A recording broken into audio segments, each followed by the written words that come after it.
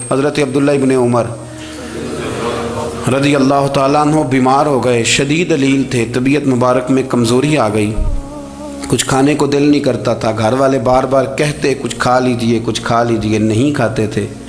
بالآخر حضرت نافع آپ کے غلام تھے، ان سے کہنے لگے کہیں سے مچھلی مل جائے نا تھوڑی سی تو میں کھاؤں گا، تو کہتے ہیں میں سارے مدینے میں ڈھونڈتا رہا، مچھلی نہ ملی، اگلے دن بھی ڈھونڈی تو نہ ملی، تیسرے دن بھی ڈھونڈی تو نہ ملی، تو فرمانے لگے یار بس چھوٹی سی خواہش ہے، کوئی فرض نہیں ملتی تو رہنے دے۔ کہتے ہیں چوتھے دن مچھلی مل گئی، میں 1.5 دینار کی مچھلی لا کے حضرت عبداللہ ابن عمر رضی اللہ تعالیٰ عنہ کے سامنے جو مچھلی رکھی تو آپ نے لقمہ روٹی کا توڑا تھا، مچھلی کو لگانے لگے کہ دروازے پہ فقیر نے آ کے آواز دی کچھ کھانے کو دو، تو حضرت عبداللہ ابن عمر نے روک لیا اور ہنسے۔ کئی دفعہ دے ہم بھی دیتے ہیں پر ہمارا چہرہ دیکھنے والا ہوتا ہے، اتنے ہم غصے میں ہوتے ہیں، دے دیتے ہیں، لیکن جو چھلوٹیں ہوتی ہیں نا چہرے والی وہ گنی نہیں جاتی۔ ہنسے، فرمایا دیکھو میرا اللہ کتنا کریم ہے، وہ مجھے بچانا چاہتا ہے، اٹھا بار دیا جا کے۔ تو خادم اب حکم کا پابند تھا، وہ لیت اللہ تو کر نہیں سکتا تھا، وہ گیا اور جا کے دے آیا۔ فقیر جب سارے محلے سے آٹا اکٹھا کر لیتے ہیں تو پھر ایک جگہ جا کے بیچتے بھی ہیں۔ دے آیا، وہ 2 گلیاں آگے گزرا تو میں پیچھے دوڑا گیا، میں نے کہا سچ بتا کھانی ہے کہ بیچنی ہے؟ وہ کہنے لگا جو بھی سبب لگ جائے کر جاؤں گا، آپ نے دے جو دی ہے۔ تو کہتے ہیں میں نے اسے کہا کہ یہ 1.5 دینار کی میں نے خریدی تھی، اگر تو 2 دینار کی مجھے بیچ دے تو آج کل مچھلی مدینے میں مل نہیں رہی، تو میں اپنے آقا کو دے دوں گا، وہ یہی کھائیں گے، بیمار ہیں۔ تو کہنے لگا جی بسم اللہ، مجھے کیا اعتراض ہے، 2 دینار مل رہے ہیں، 1.5 کی مچھلی، اور 1.5 کی بھی کسی نے نہیں خریدنی تھی، اب تو پک گئی۔ فرماتے میں نے 2 دینار اس کو تھمائے، وہ مچھلی اس سے خریدی اور خرید کر کے میں لا کے حضرت عبداللہ ابن عمر کے سامنے دوبارہ رکھی، تو فرمایا یہ کیسے آ گئی؟ میں نے کہا حضور 1.5 کی خریدی تھی اور پھر فقیر کو دے دی، اب اسی سے میں 2 دینار کی خرید کے لایا ہوں، آپ قبول فرمائیں۔ تو فرمانے لگے تم نے اچھا نہیں کیا، اب اس طرح کرو 2 دینار بھی اسے دے اور مچھلی بھی واپس دے آؤ۔ عرض کی حضور کیوں؟ فرمایا تم نے قرآن نہیں پڑھا؟ حضور پڑھا ہے۔ فرمایا رب فرماتا ہے لن تنالوا البر حتی تنفقوا مما تحبون، تم بھلائی کو اس وقت پہنچو گے جب اپنی پیاری چیز راہ خدا میں خرچ کرو گے۔ امام غزالی نے لکھا ہے، فرمانے لگے دیا، تو وہ حضرت نافع کہتے ہیں میں دینے گیا، دے کے واپس آیا تو کچھ پریشان تھا کیونکہ مجھے بھی 4 دن ہو گئے تھے نا تلاش کرتے، تھوڑی طبیعت میں مایوسی تھی کہ اتنی محنت سے میں نے لایا اور آپ نے واپس کر دی۔ تو حضرت عبداللہ ابن عمر نے مجھے قریب بٹھایا، پھر مجھے تھپکی دی، فرمانے لگے پتر میں نے ویسے بھی کبھی جھوٹ نہیں بولا اور آج کل تو میں ویسے ہی بیمار ہوں، ٹائم ہی نہیں، وقت ہی نہیں، موقع ہی نہیں جھوٹ بولنے کا۔ میں تجھے سچ بتاؤں، مجھے مچھلی کھا کے اتنا سکون نہیں ہونا تھا جتنی اللہ کے راستے میں خیرات کھا کے مجھے سکون ہوا۔ تو تجھے تو میری راحت سے غرض ہے نا کہ مجھے راحت کیسے ہوتی ہے، تو مجھے سکون ملا ہے راہ خدا میں دے، میں نفسانی خواہش پوری کر لیتا تو یہ میرا نفس کل پھر مجھ سے مچھلی مانگتا، پرسوں کہتا نہیں چھوٹے گوشت کی یخنی بھی چاہیے۔ ہم لوگ الجھ گئے ہیں، بہت بڑے قیدی ہیں اپنے آپ کے، بڑے قیدی ہیں، سارا دن اپنی خواہشات کی تکمیل میں بھاگے رہتے ہیں، بڑے بڑے سونے نوجوان۔ میں ان پہ تنقید نہیں کرتا، مجھے ان پہ ترس آتا ہے، جب میں رات کے اندھیروں میں انہیں ٹیلی فون لے کے چوکوں میں کھڑے دیکھتا ہوں تو مجھے رحم آتا ہے۔ میں کہتا ہوں دیکھو نفس کی خواہش کے پیچھے یہ کیا مثلاً آخر کیا ہے اس میں، ایک عورت کے پیچھے تباہ کر لیا اپنے آپ کو، یعنی زیادہ سے یہ کوئی مقصود ہے، یہ کوئی مقصد حیات ہے جس کو مقصد بنا لیا ہے؟ میرے عزیز بات کو سمجھ لیں، اتنا خوبصورت آدمی ہے اور اتنا اس کا اونچا قد کاٹ ہے، اور کیا کس کے پیچھے یہ بھاگا ہوا ہے؟ بڑا سمجھدار، دانشور، عقل مند آدمی، ذی روح بندہ، لیکن اس کا سٹیٹس آپ یہ ملاحظہ کریں کہ وہ 20-40 ہزار کی خاطر جھوٹ بولتا ہے، دھوکہ دیتا ہے، فریب اور فراڈ کرتا ہے۔ ہم اپنی نفسانی خواہشات کے پیچھے اس طرح بھاگتے ہیں کہ ہم اصل سے رہ جاتے ہیں۔ میری باتوں کی سمجھ آ رہی ہے آپ حضرات؟ تھوڑا تھوڑا کر کے، ایک ایک کر کے ان کی باتیں کم مانیں۔ وہ ضروری تو نہیں نا کہ سویرے ناشتہ بازار سے اپنی مرضی کا تگڑا کیا ہے، بازار سے لا کے پوڑیاں چنے بہترین کھائے، اور پوڑیاں چنے ابھی کھائے نہیں، شاپر میں ڈالے ہوئے ہیں، اور وہ لے کے ابھی آ رہا ہے تو ساتھ ہی رستے سے गोश्त भी छोटा अच्छा लगा तो 2 किलो वो भी ले आया कि पूड़ियाँ चने खाऊंगा और दोपहर के लिए गोश्त पकाऊंगा। वो पहले ये तो खा ले साहब, इससे तो निजात पा ले। ये पता नहीं हजम होता है कि कुछ और करता है तेरे साथ, लेकिन वो गोश्त भी साथ ले आया। यानी टेबल पे, नाश्ते के टेबल पर बैठ के फैसला हो रहा होता है कि हमने क्या खाना है, हमने किधर जाना है। संगियो याद रखो, बातों को समझो और गौर करो। ये थोड़ा थोड़ा करके जब हम छुटकारा हासिल करने की कोशिश करेंगे ना, छुटकारा हासिल करने की, कई जगह से, किसी जगह से अगर आपको तंबी होती है ना, तंबी, उसमें भी बड़ा मज़ा आता है। उसमें भी बड़ा, हमारे एक बुजुर्ग थे, तो एक दिन ना मैं गया तो कहने लगे अल्हम्दुलिल्लाह आज मैं बड़े सुकून में हूँ। मैंने कहा जी वो क्या हुआ? कहने लगे मैं अपने आप को बड़ा पीर साहब समझने लग गया था। तो एक वापडा के किसी आदमी से काम था, तो मेरे एक दोस्त ने मुझे कहा कि पीर साहब उसको टेलीफोन कर दें, सुना है आपका अकीदतमंद है। मैंने उस बंदे को टेलीफोन किया तो कहता पीर साहब मैं इज़्ज़त आपकी बड़ी करता हूँ पर यह काम नहीं हो सकता। कहते हैं जब उसने मुझे कहा ना तो कुछ भी नहीं, तो मुझे बड़ा मज़ा आया है, वरना मेरा तो नफ्स फूल गया था। मैं तो समझता था कि जो मैं कहता हूँ वैसे ही हो जाता है। कहते उसने थोड़ा सा ना मुझे लेवल में किया है, मुझे मज़ा आया। ये लोग ना अपने ऊपर बोझ डालते थे, ये थोड़ा थोड़ा पीछे हटते थे, ये समझते थे कि इस तरह तो हमारी तकमील रह जाएगी।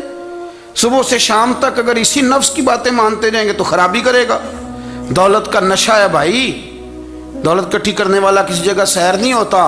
हुस्न का नशा है, हुस्न का नशा है। हज़रत अबू बकर शिबली रहमतुल्लाह अलैह फरमाया करते थे जो तेरी बेटी को खूबसूरत समझ के उसके साथ निकाह करना चाहे उसे बेटी ना देना। हजरत जी क्यों?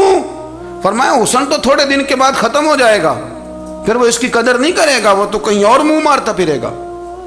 हज़रत अबू बकर शिबली रहमतुल्लाह ताला अलैह की बेटी खूबसूरत थी। एक नौजवान कहने लगा मेरा निकाह कर दें। आप फरमाने लगे पुत्र तो 1 महीने के बाद आना, कर दूंगा। बड़ी मोटी ताज़ी खूबसूरत साहिबजादी। तो हजरत ने उसे दवाई खिलाई, उसे पखाने लग गए। जो पखाना करती एक मटके में संभाल देते। थोड़ा वक्त गुजरा तो वो हड्डियों का पिंजर बन गई। महीने भर में दस्त इतने आए कि कमज़ोर हो गई। तो अबू बकर शिबली 1 महीने के बाद नौजवान को बुलाया, फरमाया इधर आ तेरा निकाह करूँ। बच्ची दिखाई तो वो कमज़ोर बिस्तर पे पड़ी। फरमाया शादी कर? कहने लगा इससे नहीं मैंने करनी। फरमाया ये वही है? कहने लगा जी नहीं। फरमाया तू तो कहता था मुझे इश्क है, किधर गया तेरा इश्क? कहने लगा हजरत साहब आप कैसी बात कर रहे हैं? फरमाया इधर आ। फिर वो मटका जिसमें गंद रखा था वहां ले गए। फरमाने लगे तेरा इसके साथ इश्क था, ये है तेरा इश्क। फरमाया इसे तो मैं 4 दिन रोटी खिलाऊंगा फिर तंदुरुस्त हो जाएगी, लेकिन मैं देखना चाहता था कि तू मेरी बेटी से प्यार करता है या उसके चेहरे पे आने वाली कुछ वक्त के लिए सुर्खी से प्यार करता है, उस लाली से प्यार करता है जो जवानी के वक्त बच्चों और बच्चियों पे आती है। किस चीज के दिल दादा? यानी क्या मतलब? नफ्स की गुलामी, सरासर गुलामी। और पलट पलट के और बड़े बड़े सियाने बंदे छोटी सी ख्वाहिश के लिए। बड़ा समझदार आदमी, बड़ा सियाना बंदा। मैं एक बड़े बुजुर्ग आलिम थे, मैं एक दफा मिलने गया तो पाए पका रहे थे, खुद पाए पका रहे थे। तो वो बड़े प्यार की बात होती है ना जी।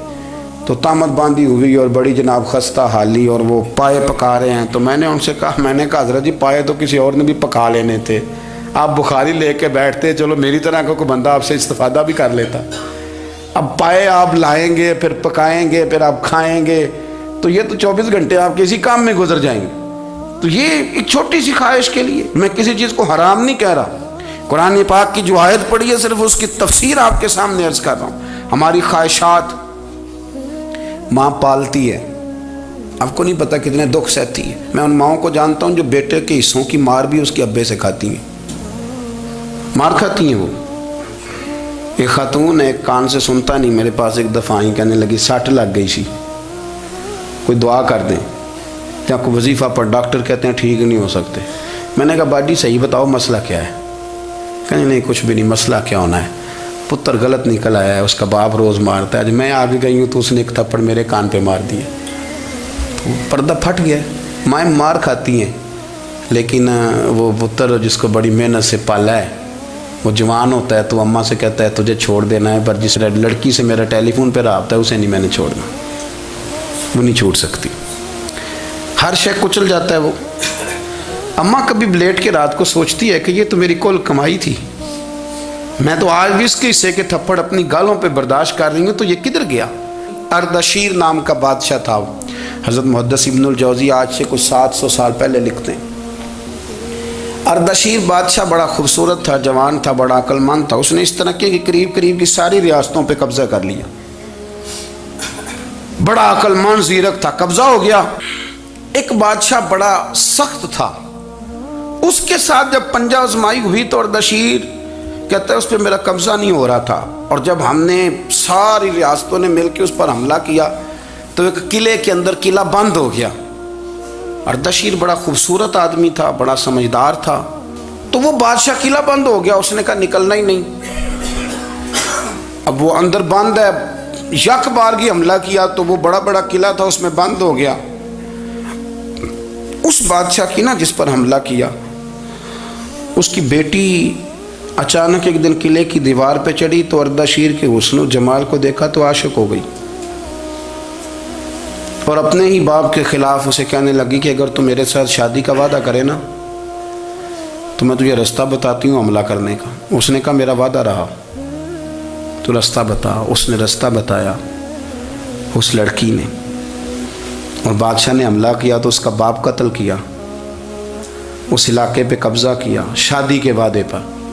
ہاں نفسانی خواہش بندے کو اندھا کر دیتی، نہیں سمجھ آتی اس کو میں کدھر جانا ہے، اندھا کر دیتی۔ حملہ کیا، اور جب اس لڑکی کو لے کے آیا نا اپنے محل میں، تو پہلے دن شادی کی پہلی رات تھی، تو بستر بچھایا کنیز نے، تو وہ کبھی کروٹ ادھر بدلتی کبھی ادھر بدلتی، تو بادشاہ کہنے لگا کیا ہے؟ کہنے لگی بستر میں کچھ ہے، مجھے تکلیف دے رہی۔ اس نے چراغ جلائے اور جب بستر اٹھایا تو ایک اتنا سا دھاگا نکلا۔ دھاگے سے عموماً تکلیف نہیں ہوتی، تو اس نے کہا تو اتنی نرم و نازک ہے کہ دھاگا؟ کہنے لگی میرا باپ نا میرے ساتھ اتنا پیار کرتا تھا کہ روز میرا بستر بھی خود بچھاتا تھا، اور اس نے آلہ رکھا ہوا تھا، وہ ناپتا تھا کہ کوئی پایا اونچا نیچا تو نہیں، میری بیٹی کا بھینس سوتے وقت خراب نہ ہو جائے، اور میرے لیے گوشت اور کپڑے بھی خود پسند کر کے لاتا تھا، کھانے پینے کا خود خیال کرتا تھا۔ اردشیر کہنے لگا اچھا وہ اتنا پیار کرتا تھا، اور پھر تو نے اس کے ساتھ کیا کیا؟ کہنے لگا بلاؤ کنیزوں کو بلایا، فرمایا اس کو اٹھاؤ اور جلاد کے پاس لے جاؤ، اسے کہو کہ اس کے بال ایک گھوڑے کے ساتھ باندھے، پیر دوسرے گھوڑے کے ساتھ باندھے، اور ایک گھوڑا ادھر بھگا دے، کدھر بھگا دے۔ یہ جس کے باپ نے اتنا پیار کیا، یہ نفس کی اتنی غلام ہے کہ اس کی وفادار نہیں رہی تو میری وفادار کیسے بنے گی؟ جس نے اتنے نازوں سے پالا کہ دھاگا اسے برداشت نہیں۔ او یارو یاد رکھو، اگر نفس کی غلامی کرو اور بڑے وفاداروں کو چھوڑ کے غلامی کرو تو پھر کہو وفادار مل جائیں۔ کوئی بول ابا لڑا نہ بول بیٹھی، ہم دے خصم ناراض بڑ بولیاں دے، کان سر کھائے تے بلبل ٹھنڈ پائے۔ بڑے فرق نہیں سجنا بولیاں دے، جڑیاں خصماں دی وچ رضا وسن، پاگ جاگ جاندے انہاں گولیاں دے۔ آپ ادلیاں نو سردار پین تکے تے شرما والیاں نو چوٹے ڈولیاں دے۔ اپنے نفس کے پیچھے چلو گے تو یہ تباہی ہے۔ جب ہم نے کسی سے وفا نہیں کی تو یہ کیا امید ہوئی کہ دنیا ہم سے وفا کرے گی؟ اللہ رسول کی مرضی کے مطابق اصول پسند زندگی بنائیں، ایک ایک کر کے اپنی خواہشات سے پیچھے ہٹیں، تھوڑے پہ گزارا کرنا سیکھیں، اپنے نفس کو سمجھائیں۔ ضروری نہیں کہ روٹی ہر وقت مزے کے لیے کھائی جائے، کبھی کمر سیدھی کرنے کے لیے خشک روٹی بھی کھا کے دیکھو، کبھی سادہ کھانا اس پہ بھی اکتفا کرو، کبھی تھوڑا کھا کے اچھے طریقے سے سادے کمرے میں بھی اللہ کو یاد کر کے دیکھو۔ نفس کے پیچھے نہ بھاگیے گا، تباہی کرے گا۔ رب کریم سمجھنے کی توفیق رفیق عطا